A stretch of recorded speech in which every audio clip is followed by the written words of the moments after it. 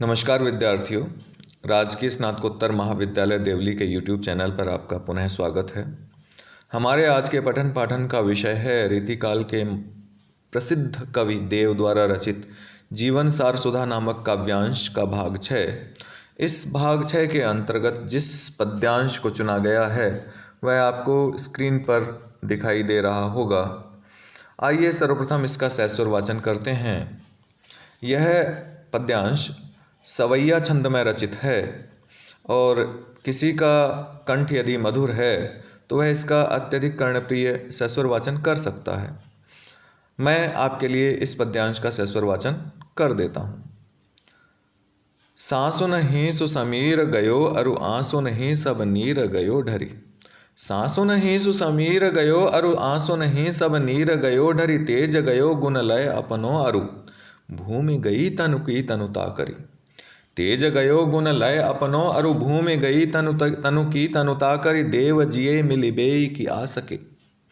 देव जिये मिलिबेई की आसके आस उपास आकाश रयो भरी। जा दिन तय मुख फेरि हरे हंसी। जा दिन तय मुख फेरि हरे हंसी। हेरि हियो जुलियो हरिजू हरि। हेरि हियो जुलियो हरिजू हरि।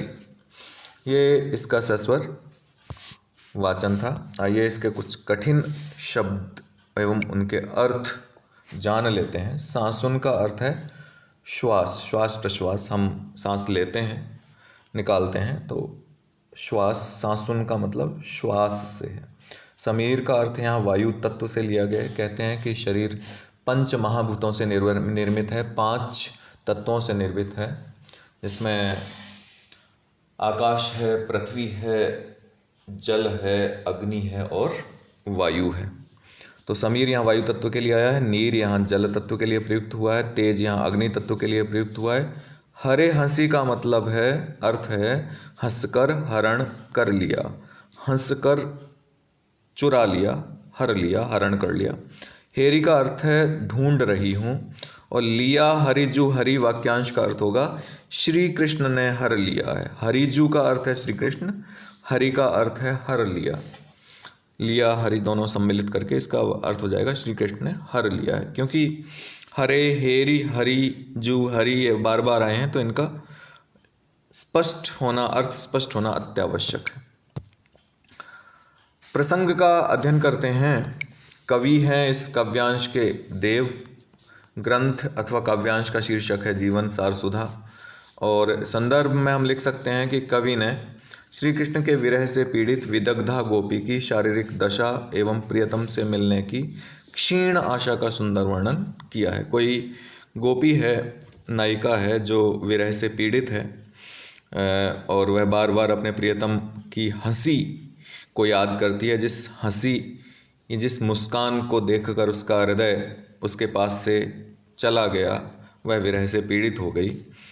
तो साथ ही वह आशा करती है कि प्रियतम जो हंसकर चले गए थे, उसका हृदय चुरा कर ले गए थे, वो कभी न कभी उसे मिलेंगे। यह ऐसी क्षीण आशा उसके मन में है और कवि ने इसका सुंदर वर्णन किया है। आइए इसका अर्थ व भावार्थ करते हैं। सांसु नहीं सो समीर गयो अरु आंसू नहीं सब नीर गयो ढरी। कवि देव कहते हैं कि कोई गोपी विरह व्यथा से पीड़ित कोई गोपी कहती है कि जिस दिन से प्रियतम कृष्ण ने हंसकर मेरे मन को मोह लिया, उस दिन से ही मेरी आहों से अथवा लंबी श्वास प्रश्वासों के साथ शरीर का जो वायु तत्व है वह चला गया है। शरीर जो पंच महाभूतों से निर्मित होता है, अगर वो पंच तत्व आपके शरीर से निकल जाते हैं तो मरण की दशा उत्पन्न हो जाती है। प्रकारांतर से जो विरह पीड़ित गोपी है वह यही कहना चाहती है कि उसके शरीर से एक एक महाभूत निकलता जा रहा है, एक एक तत्व जाता जा रहा है, क्योंकि विरह में उसकी ऐसी दशा हो रही है। और उसी क्रम में वह पहला तत्व या पहली बात जो कहती है वो कहती है कि कृष्ण के विरह में या प्रियतम के विरह में जो वह आहें भर रही है, जो लंबी लंबी सांसें ले रही है, उन सांसों के साथ ही उसका शरीर का वायु तत्व चला गया है। और आंसू नहीं सब नीर गयो ढरी। और चूंकि विरह पीड़ित होकर वह सदैव अश्रुपात करती रहती है, रोती रहती है, तो आंसुओं के साथ मानो उसके शरीर का समस्त जल तत्व बह गया है। और विरह पीड़ित होने के कारण ही वह सदैव चिंतित रहती है, हमेशा सोच विचार करती रहती है, चिंता में डूबी रहती है। इस कारण उसकी जो शारीरिक कांति है वह भी चली गई। तेज गयो गुण लय अपनो अरु भूमि गई तनु की तनुता करी। कि शारीरिक कांति के साथ उसके जो शरीर का तेज तत्व है या अग्नि तत्व है वह भी नष्ट हो गया है। और चूंकि चिंता मग्न रहती है, विरह के कारण खाती पीती भी नहीं है, इस कारण वह कृश भी हो गई है, दुर्बल भी हो गई है। तो उसके शरीर का भार भी कम हो गया है। और भार जुड़ा होता है पृथ्वी तत्व से, क्षमा कीजिएगा। और शरीर की कृशता से उसके शरीर का पृथ्वी तत्व भी चला गया है। आगे वह विरह से पीड़ित गोपी अपनी सखी से कह रही है कि देव जिये मिल बेई की आस के आसहु पास आकाश रयो भरी। कि हे सखी, अब मेरे चारों ओर केवल आकाश तत्व ही शेष बचा है। इसके कई अर्थ संभव हैं। आकाश तत्व शेष बचा है अर्थात शरीर में एक तत्व बचा है, तो अभी मृत्यु जैसी दशा तो हो गई है लेकिन मृत्यु आई नहीं है। साथ ही आकाश शून्य का प्रतीक है, तो उसे ऐसा प्रतीत हो रहा है कि शून्यता के अलावा या शून्य के अलावा उसके पास कुछ नहीं है। और बिल्कुल शून्य सी आशा, क्षीण सी आशा उसके मन में विद्यमान है। तो वह गोपी कहती है कि अब मेरे और चारों ओर केवल आकाश तत्व अथवा शून्यता ही अवशिष्ट है, बची हुई है। वह भी इसलिए कि मेरे हृदय में अभी तक अपने प्रियतम से मिलने की तीव्र अभिलाषा है, कि उनसे मिलबेई की आस के, कि उनसे मिलने की आशा है। इसलिए आकाश तत्व थोड़ा सा शेष है, बाकी है, बचा है। ऐसी दशा क्यों हुई, उसका जो कारण बता रहा है कवि अंतिम पंक्तियों में, गोपी के शब्दों में जो विरह से पीड़ित है कि जा दिन तय मुख फेरी हरे हंसी हेरी हियो जू लियो हरि जू हरि। कि ऐसी दशा कब से हुई है, जब से जा दिन तय, जिस दिन से मुख फेरी, अपने मुख को फेर करके कई अर्थ संभव होते हैं। गोपी की तरफ से मुख फेर लिया या गोपी की ओर मुख फेर लिया या मुस्कुराकर मुख फेर लिया। तो जिस दिन से उन्होंने मेरी ओर मुख करके हरे हंसी, वो हंसे थे और उसी समय हंसकर उन्होंने हरण कर लिया था, क्या, हियो, मेरा हृदय। कि उन्होंने उसी दिन मुख फेर कर, जिस दिन वो मेरी ओर मुख फेर कर हंसे थे, उसी दिन उन्होंने मेरा हृदय हंसकर हरण कर लिया था, चुरा लिया था, ले लिया था। जू, जिसको लियो, ले लिया था। हरि जू हरि, हरिजू श्री कृष्ण ने हरि यानी हर लिया था। अर्थात जिस दिन मुख फेरकर श्री कृष्ण मेरी तरफ देखकर हंसे थे, उसी दिन से उन्होंने मेरा हृदय हर लिया था, हृदय चुरा लिया था।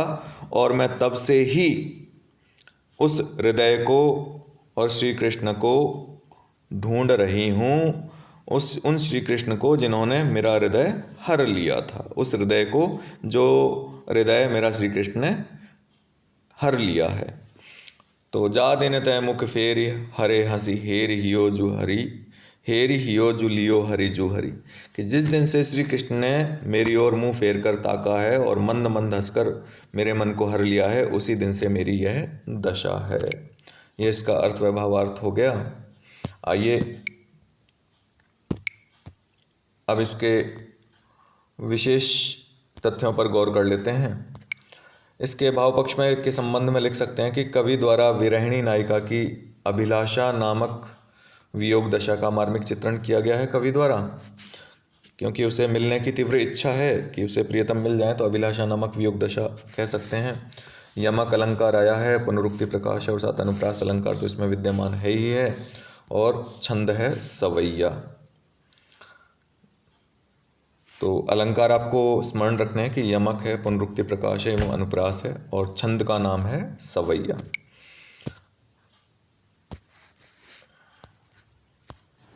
आइए अब इसके गृह कार्य के बारे में जान लेते हैं। साधारण सा गृह कार्य है कि पद्यावतरण में प्रयुक्त छंद व अलंकारों का नाम उल्लेख कीजिए। आपको जो जिस छंद में ये पद्यांश रचित था उस छंद का नाम लिखना है एवं इसमें जो अलंकार आए थे उन अलंकारों का नाम आपको अंकित करना है। याद रखें ये दोनों गृह कार्य में जो दोनों चीज़ें दी गई हैं, छंद व अलंकार, ये दोनों कला पक्ष से संबंधित होते हैं और परीक्षा के समय विशेष अथवा टिप्पणी में इनका उल्लेख करना अंकों की दृष्टि से अत्यावश्यक होता है। ज्ञान की दृष्टि से तो आवश्यक है ही है, अंकों की दृष्टि से भी अत्यावश्यक होता है। तो आपको विशेष रूप से ये दोनों चीज़ें स्मरण रखनी हैं। भाषा आप जानते ही हैं, ब्रज भाषा है। रीतिकाल का अधिकांश काव्य ब्रज भाषा में रचित है। तो आज के कालांश के लिए इतना ही। आप सबका बहुत बहुत धन्यवाद।